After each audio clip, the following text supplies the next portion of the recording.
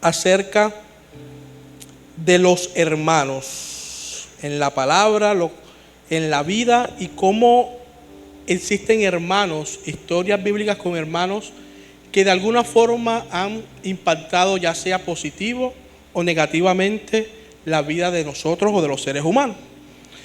Los hermanos representan una parte importante en la vida de cualquier ser humano, ya sea de manera positiva o ya sea de manera negativa. Todavía no había que poner el título, pero bueno, gracias. Ya sea de manera positiva o ya sea de manera negativa. Los hermanos suelen ser amigos, cómplices y, por qué no decirlo, rivales. Algunos estudios psicológicos afirman que dependiendo de la posición del nacimiento del hijo, asimismo se determina la personalidad de ese hijo. Entonces, todos en alguna vez de pronto han escuchado el peso que tiene que tener el hermano mayor. El hermano mayor siempre es como el más prudente, el que tiene que poner el ejemplo y todas esas cosas. Hay algunas excepciones, Stephanie. O el hermano menor, que siempre es el mimado, como el consentido. O los que son hijos únicos, que a veces suelen ser como más egocéntricos por ser el hijo único, el que todos lo tienen y todo eso. Así que tú identifícate cuál eres. El hijo del medio no lo metí porque eso no existe. No, mentira. Pero hoy quiero hablarte un poquito de cómo en la palabra, de cómo en la Biblia han habido hermanos que no resultaron ser el mejor ejemplo de hermanos mayor, ni de hermanos menor, ni de hermanos de ningún tipo, porque fueron hermanos que impactaron de manera negativa el protagonismo de algunos personajes bíblicos en su palabra, en la palabra de Dios. Pero antes de entrar a la palabra como tal, mientras yo preparaba este mensaje, yo me acordé de alguna obra que alguna vez escuché, porque no voy a decir que la he leído porque sería mentirle, porque es demasiado larga, pero de un autor muy reconocido, un autor, uno de los dramaturgos más importantes del mundo, que yo creo que todos alguna vez han escuchado, que se llama William Shakespeare. Él es el autor de obras como Romeo y Julieta.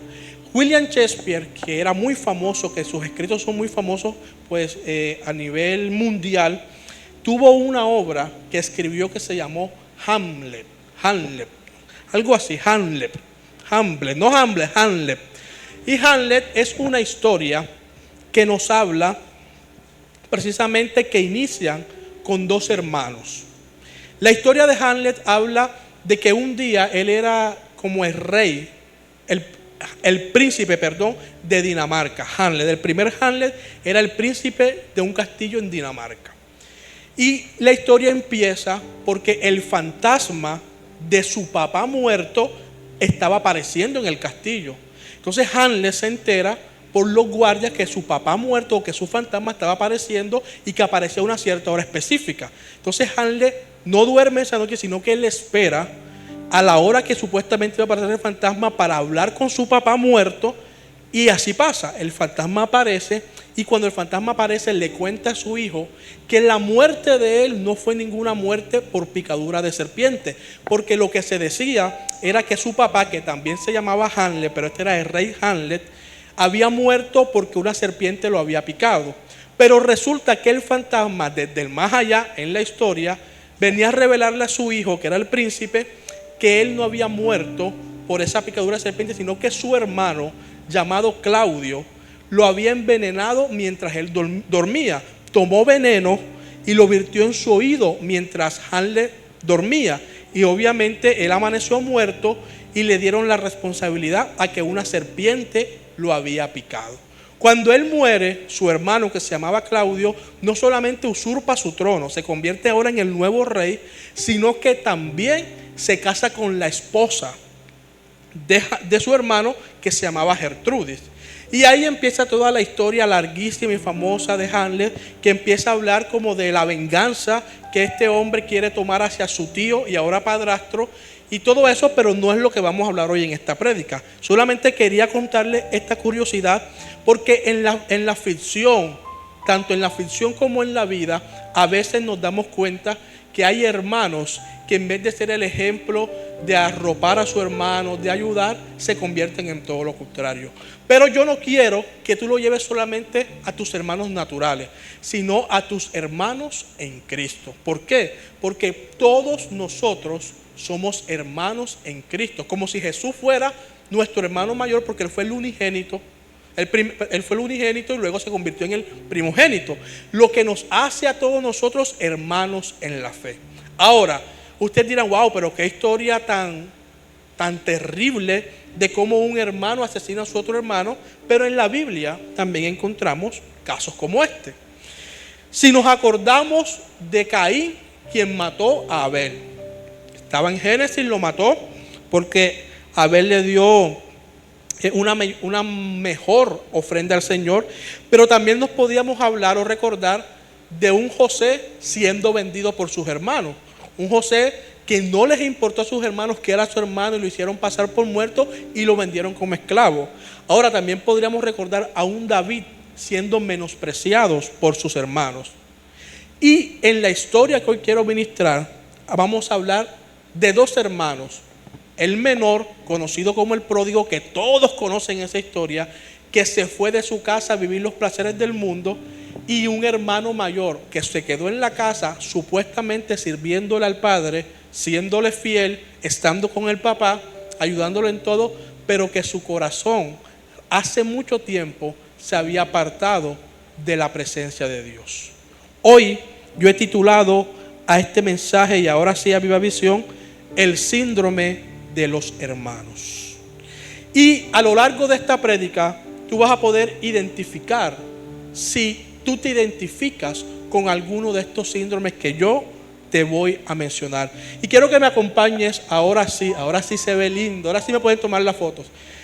Ahora quiero que me acompañes a Lucas capítulo 15, versos del 11 en adelante. Lucas capítulo 15, versos del 11 en adelante. También dijo, un hombre tenía 2 hijos, y el menor de ellos dijo a su padre, Padre, dame la parte de los bienes que me corresponde, y le repartió los bienes. No muchos días después, juntándolo todo, el hijo menor se fue lejos a una provincia apartada, y allí desperdició sus bienes viviendo perdidamente. Y cuando todo lo hubo malgastado, vino una gran hambre en aquella provincia y comenzó a faltarle. Y fue y se arrimó a uno de los ciudadanos de aquella tierra, el cual le envió a su hacienda para que apacentase cerdos. Y deseaba llenar su vientre de las algarrobas que comían los cerdos, pero nadie le daba. Y volviendo en sí dijo, ¿cuántos jornaleros en la casa de mi padre tienen abundancia de pan y yo aquí perezco de hambre? Me levantaré e iré a mi padre y le diré, Padre, he pecado contra el cielo y he pecado contra ti. Ya no soy digno de ser llamado tu hijo. Hazme como a uno de tus jornaleros. Y levantándose vino a su padre, y cuando aún estaba lejos lo vio su padre y fue movido a misericordia. Y corrió y se echó sobre su cuello y le besó. Y el hijo le dijo, Padre, he pecado contra el cielo y contra ti, y ya no soy digno de ser llamado tu hijo. Pero el padre, y ya no soy digno, dejémoslo estar ahí, y ya no soy digno de ser llamado tu hijo. Puedes tomar tu lugar. Vamos a dejarlo hasta aquí. Y vamos a hablar del síndrome de este primer hermano, que en este caso viene siendo el hermano menor. Esta historia se conoce como el hijo pródigo. Yo creo que todos la hemos oído en algún momento. Siempre hemos hablado del hijo pródigo, de que él se fue, pero de que él vuelve a la casa del padre. Pero hoy vamos a tocar esta parte de una manera muy somera, de una manera muy suave, para poder entrar a hablar cuáles son los síndromes de hermanos con el cual tú y yo nos podemos identificar hoy.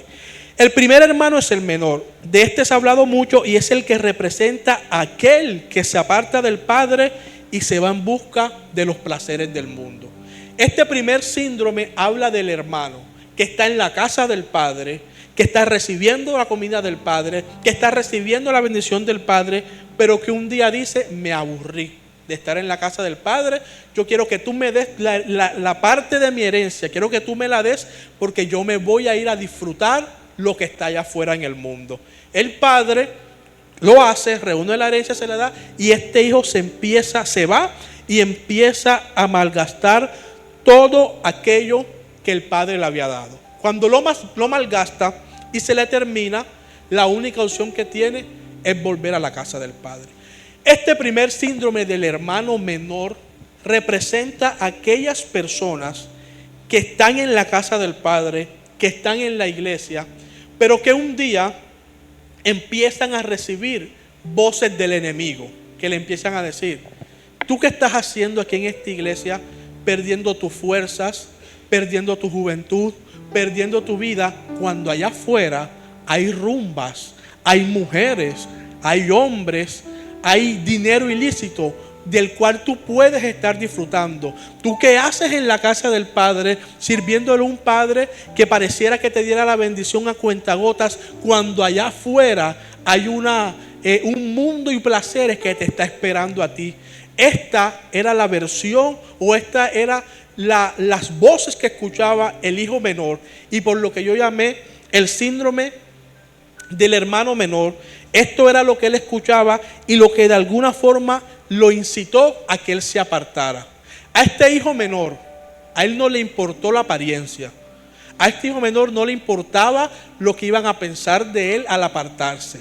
Este hijo menor no estaba pensando en que, ay, yo llevo tantos años en la iglesia, llevo tantos años en Dios. No, él se iba porque en su corazón ya había un síndrome que le había dado la fuerza para él apartarse del Padre e ir a experimentar lo que el mundo le tenía que ofrecer. Yo no sé si tú hoy estás en esta casa, en la casa de Dios, en la casa del Padre, y hay voces que te hacen creer que lo que estás viviendo aquí, por muy difícil que sea, es mucho peor que lo que puedes vivir allá en el mundo. Yo no sé si hay voces que te dicen: tú estás perdiendo tu juventud aquí, tú estás perdiendo tu fuerza, mira cómo otros son bendecidos y tú estás llevando, mira cómo otros son bendecidos y tú no tienes para esto. Si hay voces en tu mente que tú detectas que te están hablando, déjame decirte que eso viene de parte de Satanás. Satanás quiere que te desconectes del Padre para que luego te pase lo que le pasó a este hermano menor. Y vamos a ver qué le pasó a este hermano menor. Dice la palabra que él pide su herencia, se va y la malgasta. Pero ojo aquí, el proceso para este hermano fue pasar hambre y escasez. Pero eso no significa que todo el que se aparta de Dios para volver a la casa del Padre va a vivir el mismo proceso. Y quiero ser muy honesto con esto. Nosotros como iglesia estamos mal acostumbrados a maldecir a la persona que se va de la iglesia. Decimos: ahora que se va de la iglesia, espérate ahí que va a pasar hambre, tú lo vas a ver por ahí como loco, ese le van a pasar cosas malas. Pero tu función y mi función como iglesia no es maldecir a alguien que se va de la iglesia. Nuestra función es esperar que regrese y ser los brazos de las personas que abrazan al que viene destruido del mundo. Ahora, en el caso de este hermano, en el caso de él, el apartarse, las consecuencias que él vivió fue que sufriera hambre, desnudez y escasez, y que eso lo llevara a volver a la casa del Padre. Pero hay personas que se apartan de la iglesia y que tú los vas a ver económicamente bien, que eso no tiene nada que ver con que Dios los esté aprobando o no los esté aprobando. Hay gente que se va de la iglesia y tú los vas a ver en las redes sociales, en los mejores restaurantes, en las mejores fiestas, con las mejores ropas, y tú dices: oye, pero ¿por qué? Si a mí me han enseñado en la iglesia que el que se aparta de la iglesia le va mal, ¿por qué le está yendo bien? Porque te han mal enseñado. Porque no todo en la vida se reduce al dinero ni a la posición económica. Porque esa persona que tú supuestamente ves bien en la fiesta, en las rumbas, en la cosa, tú no sabes que en la noche no puede dormir porque no tiene paz. Tú no sabes que está luchando con un vacío en su corazón, de que sabe que le falta algo. Entonces el proceso para el síndrome del hermano menor fue la escasez. Pero hay hermanos menores que se van de la casa del Padre, que su proceso no va a ser financiero, su proceso va a ser en el alma, su proceso va a ser en las emociones, su proceso va a ser en cualquier otra cosa, pero la forma en la que Dios atrae a sus hijos de vuelta a sus brazos no es la misma para todo el mundo. Quítate de la mente Quítate de la mente el creer que todo el que sale de la casa de Dios tiene que ser maldecido financieramente, porque eso es algo que no te corresponde ni a ti ni a mí. Dios se encargará de que cada quien viva el proceso que tenga que vivir para que pueda reconectarse con la presencia de Dios. Olvídense de que todo en la vida es dinero. Yo sé que les gusta la plata, a mí también me gusta la plata, pero no todo en la vida se resume al dinero, porque el dinero pasa, el dinero va y viene, pero la salvación es por lo que todos deberíamos estar preocupados en esta tierra. Amén. Ahora, ¿cuál es tu función? Tu función no es juzgar, no es maldecir. Tu función es abrazar al que viene destruido de allá afuera, sea cual sea la condición por la que haya pasado. Amén. Dice la palabra que luego de que el padre lo ve, corre hacia el hijo, lo abraza, lo besa, y que él manda a sus siervos que le coloquen el mejor vestido y que maten el becerro más gordo para hacerle una fiesta a este hijo que acaba de volver del mundo. ¿Ok? Al regresar al padre no puede haber otra cosa. Miren, cuando alguien se aparta, cuando alguien se va al mundo y cuando alguien regresa, no puede haber otra cosa sino encontrarse con la misericordia de Dios. Y debería encontrarse con la misericordia de la iglesia de Jesucristo. Cuando una persona se va por el tiempo que se haya ido de la iglesia y por las razones que se haya ido, porque esa persona creerá que esas son las razones y que Satanás seguramente le mintió para hacerlo, cuando cruce por una puerta como esa, lo que tú y yo deberíamos hacer es que esa persona sienta que nunca se fue de la casa del Padre. Que sienta que cuando entra por esa puerta le digo, hey, sabes que eres bienvenido, qué alegría de verte. No recordarle su pasado, no recordarle y decirle, carajo, tenía meses que no te veía, ¿verdad? Estás como más flaco. No es la función tuya ni la función mía recordarle de dónde viene una persona que viene destruida. Tu función y la mía es abrazar y levantar al que viene necesitado de los brazos del Padre. ¿Por qué? Porque Dios no lo podemos tocar, pero tus brazos muchas veces se convierten en el abrazo del Padre de mucha gente que viene a recibir nuevamente lo que Dios tiene para él. Amén. Es curioso ver que esas personas que vienen por primera vez que vienen después de haberse apartado, por primera vez vienen y regresan, tú te das cuenta que empiezan a venir a la iglesia y es cuando profeta que viene le da palabra. Profeta que viene le dice, Dios tiene esto contigo. Pastor que ministra, lo ministra. ¿Por qué? Porque el Señor está haciendo lo mismo que hizo este padre. Cuando este hijo menor que vivió un síndrome que lo hizo apartarse, dice, al mundo, y cuando este hijo menor regresa, quizás él diría, yo voy a regresar y seguramente mi padre por amor me va a recibir, pero ya no va a ser lo mismo. Seguramente ya no me verá como mi hijo, sino como un jornalero. Me dará la comida porque sé que mi padre es bueno, pero sé que no me va a amar de la misma manera. Pero tan equivocado estaba este hijo que se encontró con un padre que lo primero que hizo fue, pónganmele el mejor vestido y maten al becerro más gordo que tengamos en esta finca, porque aquí lo que vamos es a festejar, aquí lo que va a haber es fiesta. Y se encuentra un hijo que venía destruido con una misericordia tan grande de Dios, que es lo mismo que pasa en estos tiempos. Por favor, no te enojes, no te sientas mal, no creas que la persona que viene del mundo destruido no se merece que Dios lo esté bendiciendo, porque sí se lo merece. Porque el que tú te quedes aquí y el que otro se vaya no significa que la misma gracia de Dios está disponible tanto para ti como que el que está allá afuera. Vuelvo y lo repito, tú tienes que hacer que ellos no se sienten allá atrás, porque cuando alguien viene mal, no estoy hablando de los que están allá atrás, los que están allá atrás están súper bien, Dios los bendiga, pero es porque llegaron tarde y les tocó atrás. Hay gente que cuando no está bien se sientan atrás, no quiere que nadie los vea, no quiere que nadie los salude, porque se sienten tan indignos, se sienten tan fracasados, que dicen, yo me voy a sentar aquí donde nadie me vea. Pero ¿sabes qué deberíamos hacer tú y yo? Tomarlos de la mano y ponerlos en los primeros lugares y las primeras filas de la iglesia, para que entiendan que la actitud que tiene la iglesia de Jesucristo es la misma actitud que tuvo el Padre cuando dijo, pónganmele el mejor vestido. El vestido representa la presencia de Dios. Y nosotros tenemos que colocarle vestido a aquellos que se han apartado y que en el mundo han llorado, que en el mundo han quedado sin nada, que en el mundo han recibido traición. Sí, fue su propia decisión, pero ¿qué nos interesa eso a nosotros? Si nosotros también nos hemos equivocado y el Señor también nos ha vuelto a traer con cuerdas de amor. Entonces, este hermano menor sufrió de un síndrome que lo apartó de su padre, que lo apartó de su presencia, de la presencia de Dios, pero que al volver no se imaginaba que se encontraría con una iglesia tan llena de amor. Yo creo que la diferencia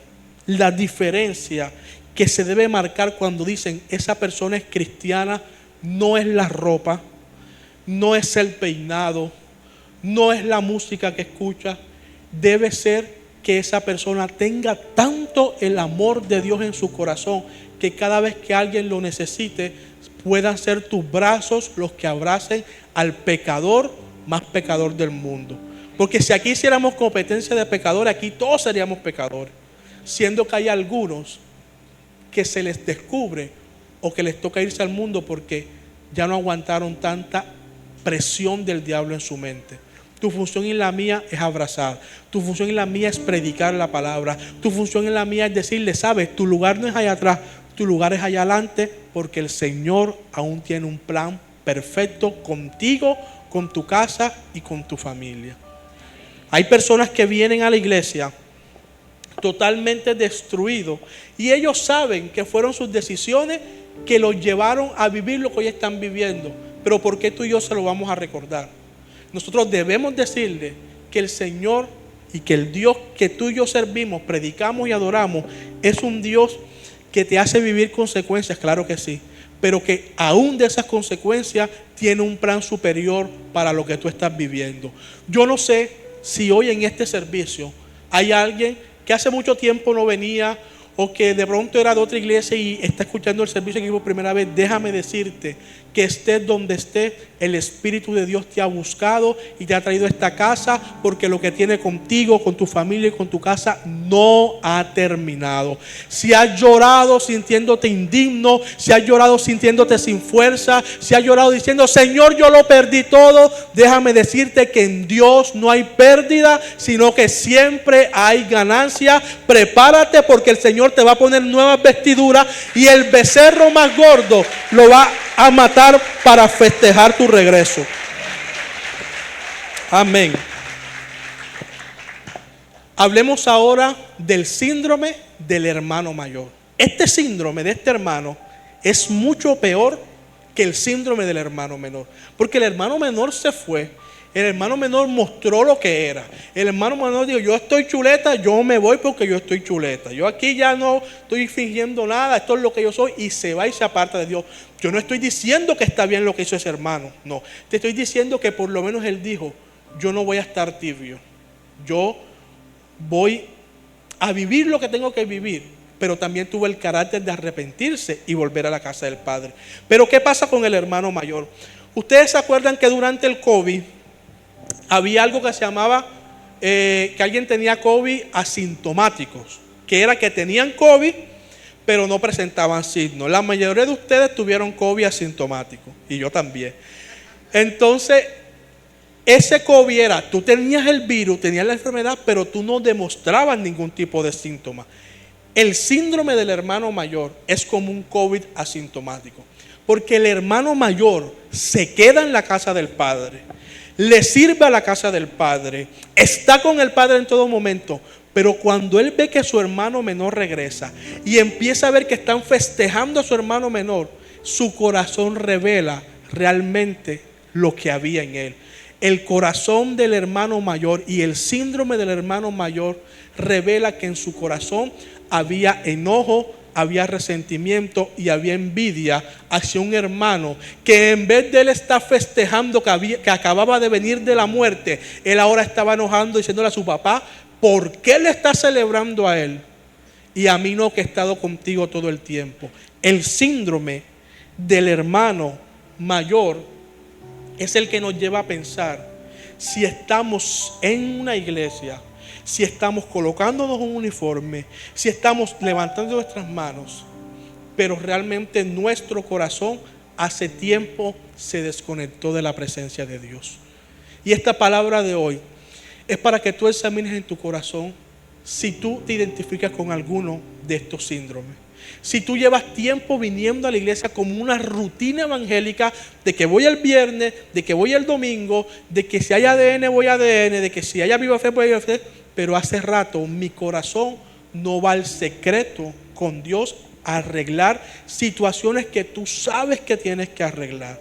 El síndrome del hijo mayor representa a aquellos que se quedan en la casa de Dios pero están frustrados, aquellos que se quedan en la casa de Dios pero están enojados, a veces hasta con el mismo Dios porque no has recibido lo que Dios te ha dado. El síndrome del hermano mayor representa a aquellos que parecen estar cerca de un altar pero lejos de la presencia de Dios. Vamos a estudiar este síndrome más profundamente y vamos a volver a Lucas 15 y a terminar de leer. Lo dejé hasta hijo. Pero el padre dijo a sus siervos, verso 22, pero el padre dijo a sus siervos: sacad el mejor vestido y vestidle, y poned un anillo en su mano y calzado en sus pies, y trae al becerro gordo y matadlo, y comamos y hagamos fiesta, porque este mi hijo muerto era y ha revivido, y se ha perdido y es hallado. Y comenzaron a regocijarse. Y su hijo mayor estaba en el campo, y cuando vino y llegó cerca de la casa, oyó música y danza, y llamando a uno de los criados le preguntó qué era aquello. Él le dijo: tu hermano ha venido y tu padre ha hecho matar el becerro gordo. Lo dije en el primer servicio y lo digo en este segundo. Para mí el culpable es el siervo. ¿Qué necesidad tenía que haberle dicho que mataron al becerro más gordo? Hombre, dígale, mataron un animalito, te están haciendo una fiesta, pero él le dice como metiéndole cizaña: tu hermano vino y ahora el becerro más gordo lo mataron por una fiesta para él. Cizañero, ese cizañero. Entonces se enojó y no quería entrar. Salió por lo tanto su padre y le rogaba que entrase. Mas él respondiendo dijo al padre: he aquí tantos años te sirvo, no habiéndote desobedecido jamás, y nunca me has dado ni un cabrito para gozarme con mis amigos. Pero cuando vino este tu hijo, que ha consumido tus bienes con rameras, has hecho matar para él el becerro gordo. Otra vez el becerro gordo. Él entonces le dijo: hijo, tú siempre estás conmigo y todas mis cosas son tuyas. Mas era necesario hacer fiesta y regocijarnos, porque este tu hermano era muerto y ha revivido, se había perdido y es hallado. ¿Ok? Este síndrome del hermano mayor nos enseña algunas cosas. La primera era: este hermano estaba en la casa del padre, pero al ver el festejo por su hermano perdido, no quiso entrar. Ok. Llega este hermano mayor con el síndrome que tiene, asintomático, porque él no lo sabía hasta ese momento, o si lo sabía no lo decía, que lo tenía, y él llega. Empieza a escuchar música, empieza a ver festejo y le pregunta al siervo: ¿qué está pasando? El siervo cizañero le dice: hay una fiesta en honor a tu hermano, han matado el becerro más gordo, y él decide no entrar a la casa y dice que su corazón se enoja, que él se enoja. Cuando él no quiere entrar a la casa, el padre sale de la casa y le dijo: hijo, ¿qué te pasa? Entra. Y esta primera parte que nos enseña, primero, que este hijo no quiso entrar. Esto representa a aquellos que se quedan en la iglesia, que sirven, que vienen todos los servicios, pero que no entran a aguas profundas con el Espíritu Santo. Estos que se quedan en la iglesia en medio de un avivamiento y otros empiezan a recibir milagros y fiestas y tú no los recibes. ¿Por qué? Porque tu corazón hace rato se desconectó de la presencia de Dios.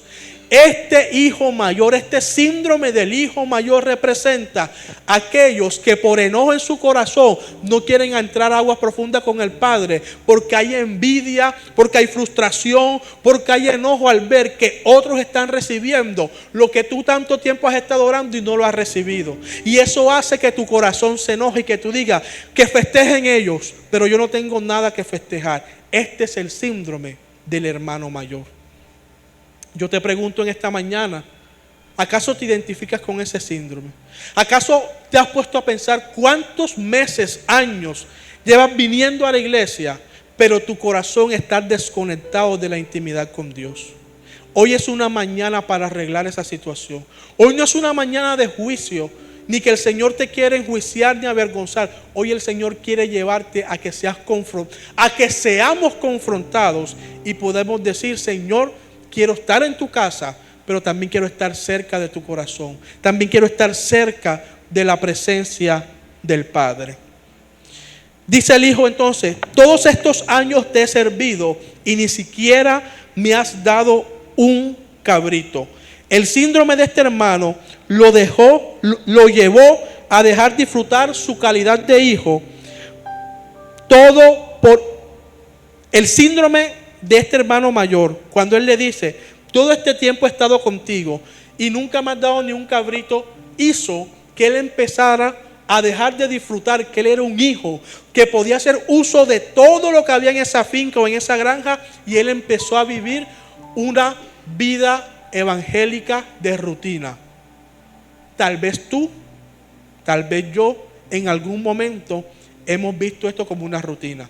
Trabajo, sé que los fines de semana, el viernes voy a la iglesia, el domingo voy a la iglesia, el lunes vuelvo a trabajar, y ese ciclo se convirtió tu vida en donde ya no ves esto con la misma pasión con la que tú venías antes a escuchar la palabra de Dios, con la misma pasión con la que tú te encerrabas en tu cuarto a escuchar la voz de Dios, sino que ahora dices: voy porque ya yo soy cristiano, porque ya la gente me conoce como cristiano, y porque no puedo estar en fiesta, no puedo estar en el mundo, pero tu corazón, aunque venga cada viernes, aunque venga cada domingo, ya no está en la casa del Padre, ya no está conectado con el Padre. Entonces empieza este hijo mayor a decirle: pero si yo he estado contigo y tú no has sido capaz de darme ni siquiera un cabrito, ¿cuántos aquí hoy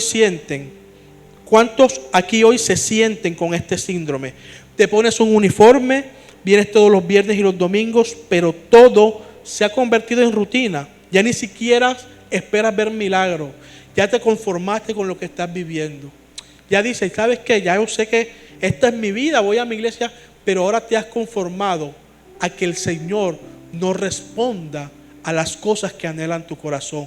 ¿Por qué? Porque has dejado que tu corazón se envenene con un síndrome que te causa frustración, que te causa enojo, que te causa tristeza, que causa todo aquello que no está bien para poder conectarse con la presencia de Dios.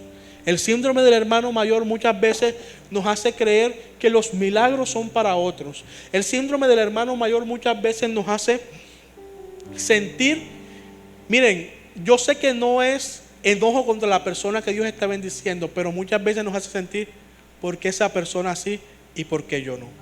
Y no lo decimos a nadie, pero lo pensamos. Y en el cuarto, cuando vamos a dormir, tú dices: Señor, ¿por qué yo no estoy recibiendo? Y no te has dado cuenta que eres asintomático de un síndrome que hace rato te llevó a alejarte y alejarte de la presencia de Dios.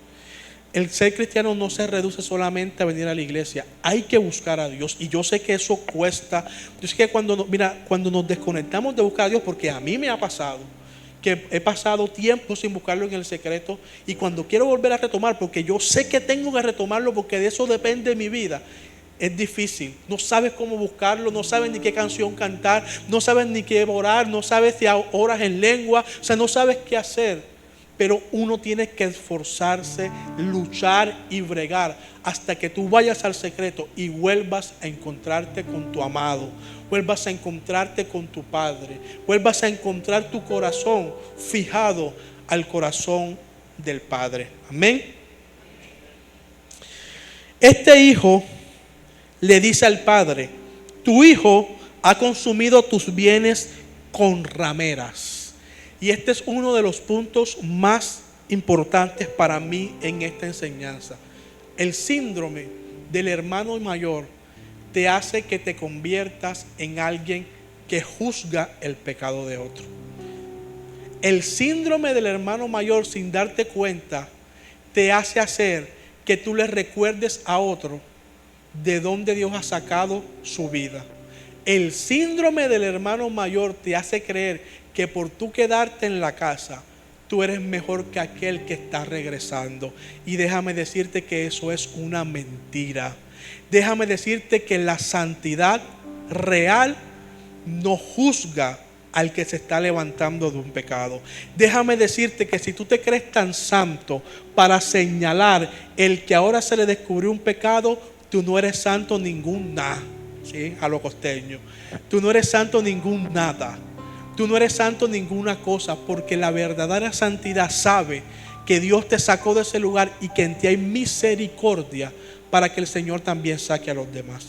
El síndrome, una de las cosas más feas que hace el síndrome del hermano mayor es creer que podemos juzgar al otro porque nos creemos merecedores de más que el que está llegando.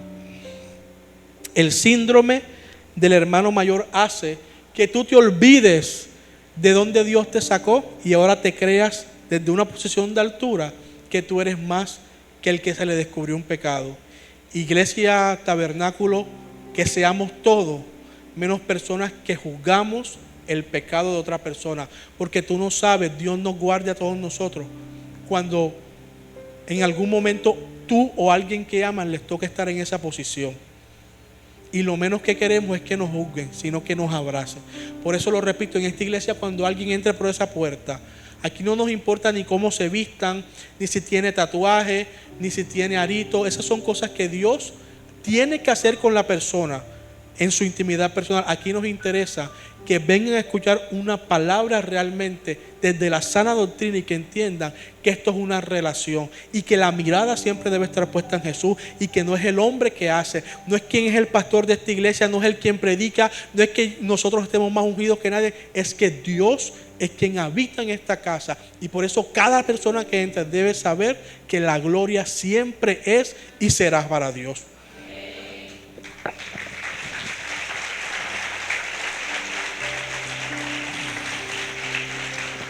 Este hermano mayor sabía que su hermano estaba con rameras y seguramente nunca lo fue a buscar, sino que siempre estuvo él en el orgullo de creerse mejor que su hermano. Pero hay otra cosa que pasa en esta historia, y es que cuando el padre sale y el hijo mayor con su síndrome le dice todas estas cosas, él le dice: hijo, tú siempre estás conmigo y todas mis cosas son tuyas. ¿Sabes? Este fue el versículo que creó la primera parte de esta prédica. Cuando el hijo mayor con su síndrome está hablando con el padre acerca de por qué él nunca ha recibido lo que ahora está recibiendo su hermano, el padre tan lindo, y yo cuando leí este versículo, eso ministró mucho mi corazón. El padre tan lindo le dice: hijo, tú siempre has estado conmigo y tú sabes que todo lo que yo tengo es tuyo. Porque esa es la esencia de Dios. Dios amaba, el padre en esta historia amaba al hijo menor, al que se fue. Pero también el padre amaba al hijo que se quedó. Aunque ese hijo tuviera ese síndrome con ese corazón malo, en ese momento el padre lo amaba también. Y decía: tú sabes, tú siempre has estado conmigo y todo lo que yo tengo es tuyo. Y esto capta la esencia de Dios. Cuando Dios te dice: sabes, has marcado en mi corazón una huella en el corazón de Dios cuando te has quedado en la casa del Padre, aún sabiendo que hay muchas cosas que pudieras tomar como excusas para irte, pero tú has permanecido. Dios ama a aquellos que se quedan en medio de los procesos. Dios ama a aquellos que le sirven en medio de cualquier circunstancia, porque eso marca el corazón de Dios. Este padre también amaba a su hijo, aunque se estaba dando cuenta que en este momento su hijo estaba teniendo un síndrome que estaba envenenando su corazón. Tú que te has quedado en esta casa, tú que llevas años sirviéndole a Dios, tú que llevas mucho tiempo trayendo tus diezmos, tus ofrendas, tú que llevas mucho tiempo orando por otros, no dejes que Satanás envenene tu corazón con este síndrome del hermano mayor. No dejes que Satanás, en medio de una temporada de tristeza, en medio de una temporada de frustración, en medio de una temporada de que alguien te hizo algo, dañe lo que más ama el Señor de ti, que es tu corazón. No dejes que nadie ponga veneno a que otro esté recibiendo milagros, y aunque tú no hayas recibido el tuyo, te aseguro que lo vas a recibir, pero no te envenenes porque alguien lo esté recibiendo, porque tú no sabes el proceso que le tocó pasar a esa otra persona. No dejes que un síndrome maldito del hermano mayor envenene tu corazón, que es el lugar donde habita el Espíritu Santo. Y sabes, quiero abrir un poco mi corazón, casi nunca lo hago, pero cuando Dios me habló de esta prédica, de este versículo como tal, fue en un momento en que yo me sentía muy solo, fue en un momento en que yo me sentía frustrado, fue en un momento donde yo estaba recibiendo ataques en mi mente que me decían, pero es que realmente servirle a Dios sí vale la pena. Es que has invertido, yo tengo 11, 12 años desde que yo me convertí en esta iglesia. Yo sé, realmente esos 11 años han valido la pena. Y uno empieza a recibir ataques en su mente. O mejor descansa, o pudieras estar haciendo otras cosas. O muchas veces tú en su misericordia eres una persona que Dios permite que esté en el proceso de mucha gente. Pero esa gente vive su proceso, tú los acompañas, luego se van. Porque es la vida y de pronto tú te quedas experimentando soledad, experimentando frustraciones. Y uno empieza a pensar, ¿realmente servirle a Dios sí vale la pena? Cuando yo puedo estar también ahí recibiendo y no involucrarme, no meterme en nada, venir cada domingo y ya, y tú empiezas a experimentar, o yo empecé a experimentar ese tiempo, yo empecé a experimentar esa soledad, yo empecé a experimentar esos pensamientos, y cuando yo voy al secreto con el Señor, cuando lloro, Él me recuerda esta historia, y Él me regala este versículo y me dice, hijo, tú siempre estás conmigo, y todas mis cosas son tuyas. Y así como el Señor me lo regaló a mí, yo hoy quiero regalártelo a ti y decirte, tú has estado con Dios durante mucho tiempo y todo lo que es del Padre es del Hijo. Tú has estado con Dios en batallas que si seguramente tú me las contaras a mí o te montaras aquí en este púlpito a hablarlas, la gente lloraría contigo. Y Dios ha estado contigo y todo lo que es de Dios también es tuyo. No dejes que pensamientos de fracaso, de derrota, de destrucción envenenen todo lo bueno que Dios ha sido contigo.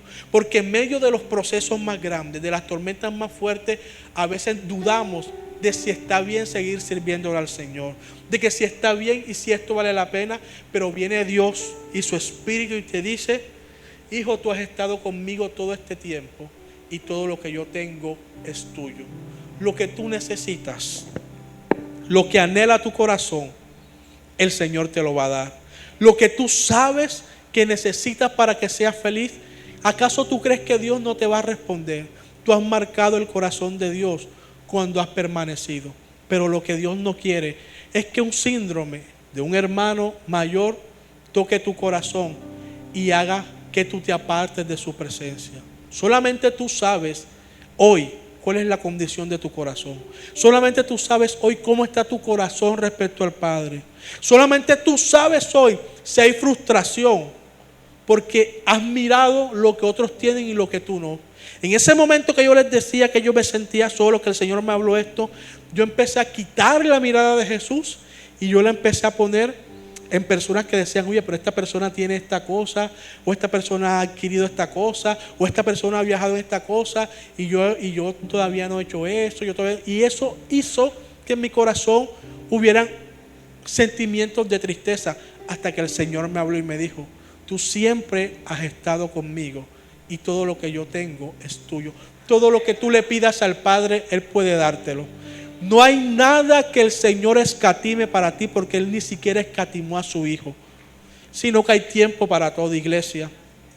No sé cómo esté tu corazón, no sé cómo esté tu síndrome, no sé qué estés pasando hoy, tampoco me interesa saberlo, porque hoy se trata del Espíritu de Dios contigo y decirle, Señor, así está mi corazón, pero yo quiero volver a conectarme con tu presencia. Que nada te desconecte de su presencia, que nada te haga olvidar que todas las cosas del Padre son tuyas. Recuérdalo, tú siempre has estado con Dios y todas las cosas que el Dios tiene para ti, Él te las va a entregar. Todo lo que tú le pidas, los sueños, los anhelos de tu corazón, los colocó Dios. Pero mientras los esperas, no dejes que un síndrome de un hermano envenenado por resentimiento, por celos, por soledad, afecten lo íntegro que Dios ha puesto en tu corazón. ¿Sabes algo? Cuando alguien, una enfermedad, un síndrome, si no se trata a tiempo, puede ser tan grave que te lleva a la muerte. Y el síndrome de este hermano mayor y el síndrome del hermano menor, si no se fuese arrepentido, fuese sido tan grave que puede llevar a una persona a la muerte espiritual. Hay dos hermanos que también hablan en la Biblia, que también experimentaron algunos síndromes. Mateo capítulo 21, verso 28. Mateo capítulo 21, verso 28. Dice: pero ¿qué os parece? Un hombre tenía 2 hijos, y acercándose al primero le dijo: hijo, ve hoy a trabajar en mi viña. Respondiéndole él dijo: no quiero. Pero después arrepentido fue. Y acercándose al otro le dijo de la misma manera. Y respondiéndole él dijo: sí, Señor, voy. Y no fue. ¿Cuál de los dos hizo la voluntad de su padre? Dijeron ellos: el primero. Este versículo, yo me acuerdo mucho de este versículo porque mi papá es mundano, pero él se sabe la Biblia. Y mi papá, cuando tomaba, yo estaba pequeño, yo me acuerdo que él me decía, me mandaba a hacer algo y yo no le hacía caso, y él me decía ese versículo. Y me decía, ¿cuál de ellos fue obediente? Pero como yo no entendía el versículo en ese momento, a mí me daba rabia y yo me iba. Pero era que yo no entendía cuál era el obediente y cuál era el desobediente. Eso lo entendí fue hoy. En estos días fue que lo entendí. Pero me acuerdo. Entonces, yo siempre que leo este versículo, yo me acuerdo que mi papá me decía eso y que a mí me daba rabia porque yo no entendía. Yo decía, ¿será que me está diciendo obediente o desobediente? Pero yo me iba, para no quedar como bruto, yo me iba. Entonces, estos 2 hijos también representan un síndrome del uno que es obediencia y el síndrome del otro que se llama desobediencia. El primero le dicen: ¿sabes qué? Quiero que vayas a la finca, quiero que vayas a la viña y que vayas y trabajes. Y el primero dice: no voy a ir, pero luego se arrepiente y va. Yo me identifico con el primero. Porque si yo estoy en mi cuarto con mi aire acondicionado, me estoy viendo Pedro el Escamoso 2, y entonces vienen y me dicen: es que hay que ir a trabajar en una finca, y yo salgo de ese cuarto con ese sol caliente, yo digo: no, yo para allá yo no voy. Yo lo siento mucho, pero luego me queda como un cargo de conciencia, como, esa es mala. Así como cuando el pastor me dice: tienes que venir al amanecer. Y yo: no, pastor, yo para ese amanecer yo no vengo. Y después me da como un cargo de conciencia y vengo. Entonces yo sería ese hijo. Su síndrome era que aunque no parecía, él terminaba siendo obediente. Pero el otro hijo, el otro hermano, su síndrome era la desobediencia. Porque este de boca de fa dice: claro, yo voy a trabajar, y termina no yendo, termina no asistiendo a trabajar. Y este hermano segundo, el que es desobediente, es aquellos que de boca honran al Señor. Que este pueblo de labios me adora, pero su corazón está lejos de mí. Y así a veces podemos vivir ese síndrome. Que venimos aquí y ponen la tsunamita y nos tiramos en el piso y lloramos. Y está el pastor predicando y eso temblamos y caemos. Pero cuando salimos por esa puerta, volvemos a hacer y a cometer el pecado que conscientemente estamos cometiendo. Ese síndrome de este hermano, el que es desobediente, ¿sabes? Cuando siempre que hacemos la oración de fe aquí, que oramos que Él es nuestro Señor y nuestro Salvador, yo siempre he pensado que es muy conveniente para muchas personas dejarlo en que Jesús es nuestro Salvador. Porque bacano que Jesús nos salve, ¿verdad? Y no nos vayamos al infierno. Pero se nos olvida que Jesús también es nuestro Señor. Cuando tú haces esa confesión, tú no solamente lo aceptas como Salvador, tú lo aceptas también como Señor. Y cuando es tu Señor, quiere decir que Él se señorea, que Él administra, que Él es el dueño de tu vida y de mi vida. Por eso todo lo que hacemos para Dios debe estar ligado a la obediencia de lo que Él nos manda hacer.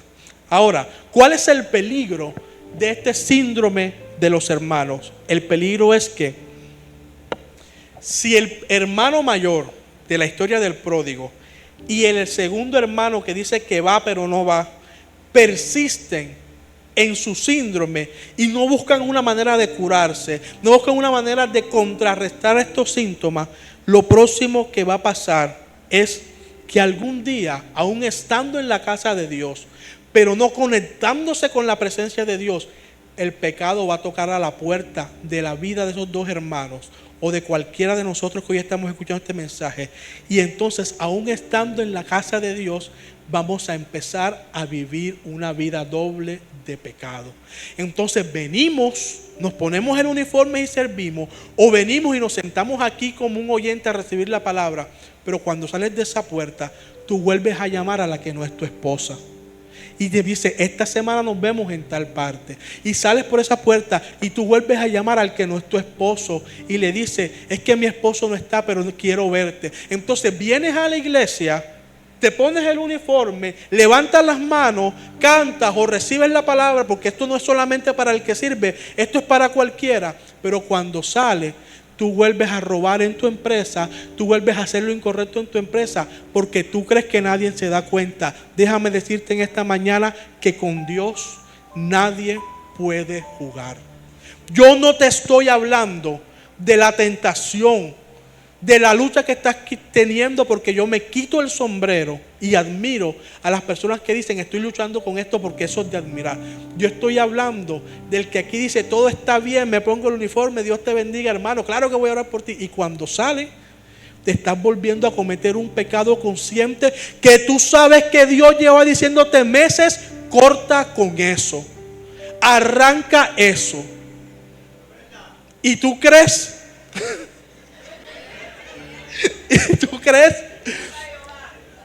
¿Y tú crees que Dios está permitiendo eso porque está feliz contigo? Miren,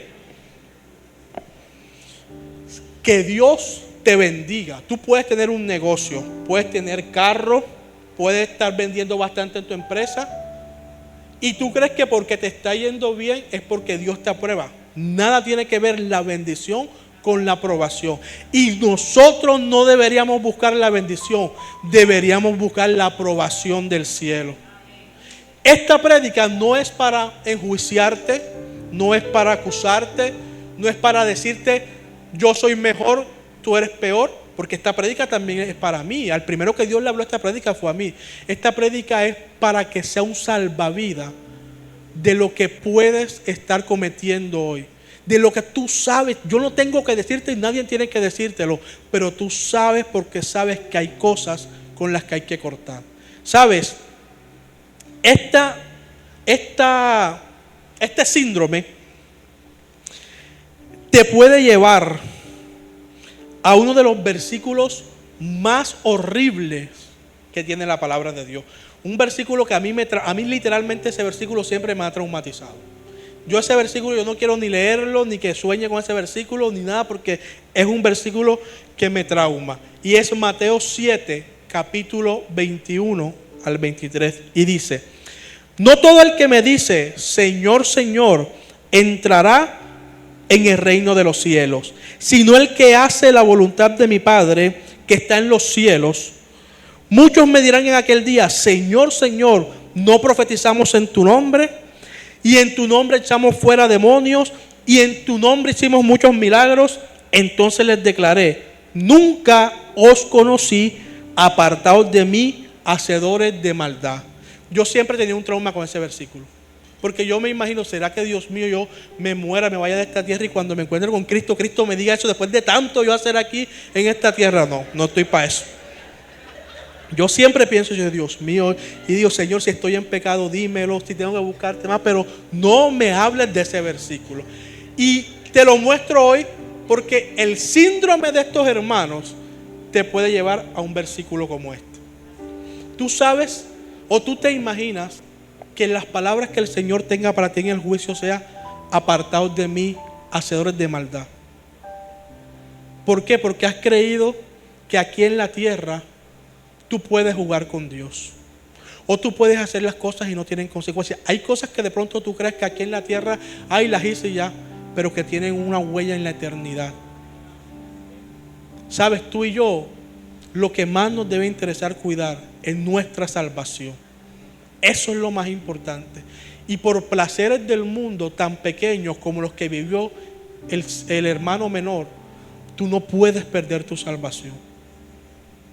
Tú sabes lo horrible que Jesús, al que yo sé que tú amas, al que yo sé que tú en algún momento le quisiste entregar tu vida, pero que hoy quizás por planes siniestros de Satanás, por trampa, has caído en una vida doble de pecado, has ocultado cosas que no están bien. Déjame decirte que esta es una mañana para ponerte a cuentas.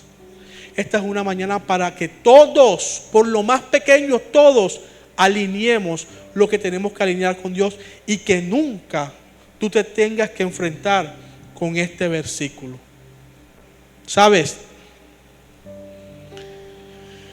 ¿Tú sabes qué significa en el original cuando Jesús dice hacedores de maldad?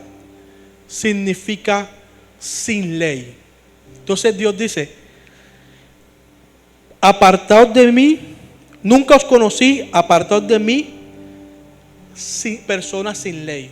O sea, personas que nunca vivieron conforme a lo que decía la palabra de Dios. Porque es que tú en la Biblia no puedes escoger lo que te gusta de la Biblia y desechar lo que no te gusta.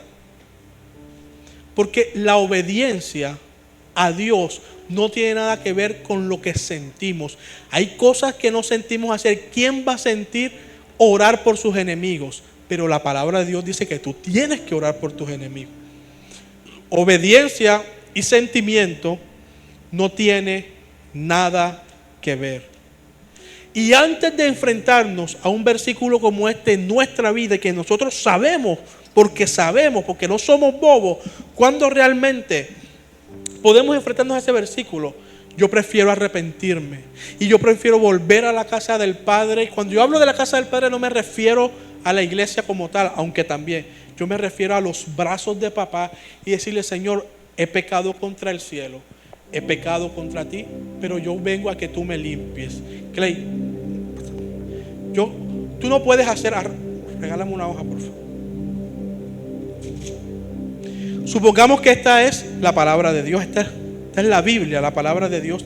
Tú no puedes ir por la vida diciendo que dice la palabra que de tal manera amó Dios al mundo que entregó. Ay, esa parte sí me gusta. Pero entonces lees acá y dicen, hay que respetar, honrar y serle fiel a tu esposa. No, esta parte no me gusta de la Biblia. No la parte. Entonces empiezas a leer, es que el Señor te va a bendecir y cuando Él hiciera volver la cautividad de Sion seremos como lo que es. Ay, qué lindo, me quedo con esto. Ah, pero es que hay que diezmar y hay que orar por tus... No, esta parte yo no la quiero, no. Y así a lo largo de la Biblia tú te vas a encontrar con cosas que no te gustan, que tú no quieres hacer, pero es la ley. Hacedores de maldad significa sin ley. Y cuando tú coges la palabra de Dios y empiezas a romper las partes que no te gustan y te quedas con esta Biblia que es todo lo bueno, déjame decirte que te vas a enfrentar a ese versículo. Con todo el dolor del alma te lo digo, pero te vas a enfrentar a ese versículo. ¿Sabes? Ya con esto quiero terminar. Si a mí me pusieran a darle un final a la historia o a la parábola del hijo pródigo, yo escribiera que cuando el padre sale a encontrarse con el hijo mayor y le dice: hijo, pero ¿qué te pasa? Si tú sabes que todo lo que yo tengo es tuyo, si tú sabes que todo lo que hay en mi casa es para ti, yo terminaría esa historia diciendo que este hijo recapacitó y que este hijo dijo: verdad, papá, ese que está allá es mi hermano. Y que ese hijo empieza a recordar los momentos que vivió con su hermano cuando eran niños y decir: ¿por qué no me voy a poner feliz de que mi hermano haya regresado si ese es mi hermano? Yo quisiera escribir, o yo pudiera escribir, si alguien me dijera: finaliza esta historia diciendo: y al final del día el hermano mayor recapacitó, entró, abrazó, besó a su hermano y se abrazaron el padre, el hermano mayor y el hijo. Porque eso es lo que Dios quiere hacer esta mañana en este servicio. No importa cuál sea la cosa que tengas que cortar, Él quiere abrazarte. Él quiere decirte: ven que yo quiero perdonar tus pecados. Él quiere decirte: ven que yo quiero alinear tu corazón al mío. Él quiere decirte: ven que yo sé que en tu corazón tú no estás jugando con mis cosas. Tú quieres amarme y bendecirme. Yo quiero que te coloques sobre tus pies.